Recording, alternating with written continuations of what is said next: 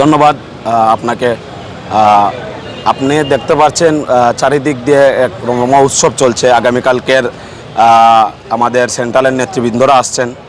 সেখানে আমাদের এক দফার ঘোষক নাহিদ ইসলাম ভাই, হাসনাত আবদুল্লাহ ভাই, আক্তার ভাই সহ সেন্ট্রালের সবাই আসছেন। তারই সুবাদে আমরা জেলা এবং মহানগরের পক্ষ থেকে খুবই একটি উৎসবমুখর একটি আয়োজন হতে চলছে। আগামীকালকের যে পথযাত্রাটা, সেটা আমরা বিশ্বাস করি এই পথযাত্রাটি হবে সিলেটের এক ঐতিহাসিক একটা সমাবেশ, যেখানে যে জনস্রোত এখানে আশা করা যাচ্ছে প্রায় 15,000-এর মতো মানুষ হবে। এর উপরে হওয়ার সম্ভাবনা আছে। তবে আমরা আশা করছি আগামীকালকের যে পথযাত্রা, সেটা সিলেটের জন্য একটি ঐতিহাসিক হয়ে থাকবে ইনশাআল্লাহ, আমরা এটা বিশ্বাস করি। আর আরেকটা বিষয় হচ্ছে, এখানে জেলা উপজেলা থেকে সবাই আসছেন। আমরা সবাইকে দাওয়াত করেছি। আগামীকালকের যে প্রোগ্রামটাকে কেন্দ্র করে আশা করছি সবাই এখানে আসবেন।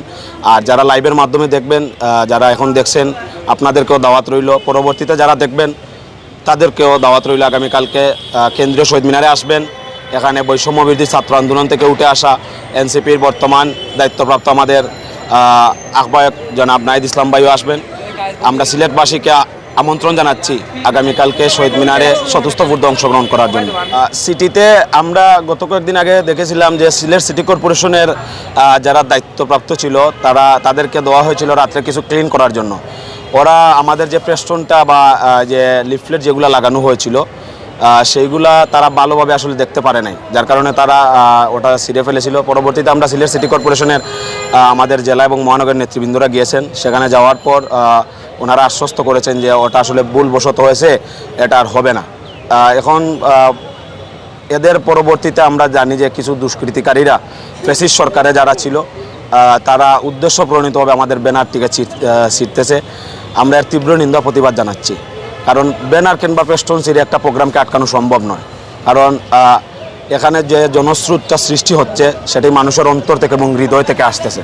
তাই আমরা বিশ্বাস করি আগামী 25 তারিখের প্রোগ্রামটি, আগামীকালকের যে প্রোগ্রামটি, সেটা সিলেটের সবচেয়ে সুন্দর এবং উৎসবমুখর একটি প্রোগ্রাম হবে, পথযাত্রাটি হবে ইনশাআল্লাহ। এই প্রোগ্রামটি আপনাদের কোনো ভয়ভীতি কাজ করছে কিনা বা প্রশাসনিক চাপ গ্রহণ করছে? প্রথমত এটা বইয়ের আসলেই কিছু নেই, ঠিক আছে। আমরা আসলে এখানে বইয়ের কিছুই নেই, কারণ এখানে আমরা একটি স্লোগানও আছে আমাদের, ক্ষমতা না জনতা। আমরা জানি জনতা, সুতরাং এই প্রোগ্রামে এই পথযাত্রা কিন্তু জনতার ডলি বেশি। এখানে কোনো রাজনৈতিক দলের চেয়ে জনতার মানুষের যে আশা আকাঙ্ক্ষা, সেই মানুষগুলা বেশি। সুতরাং আমাদের বইয়ের কিছুই নেই বা বই পাওয়ারও কিছুই নেই।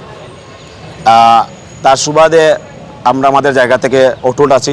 আমরা আমাদের জায়গা থেকে সর্বোচ্চভাবে, যদি কোনো স্বৈরাচারী বা কোনো ধরনের সন্ত্রাস চাঁদাবাজ আসে এখানে এসে যদি আমাদেরকে আক্রমণ করার চেষ্টা করে, আমরা প্রতিহত করবো ইনশাআল্লাহ।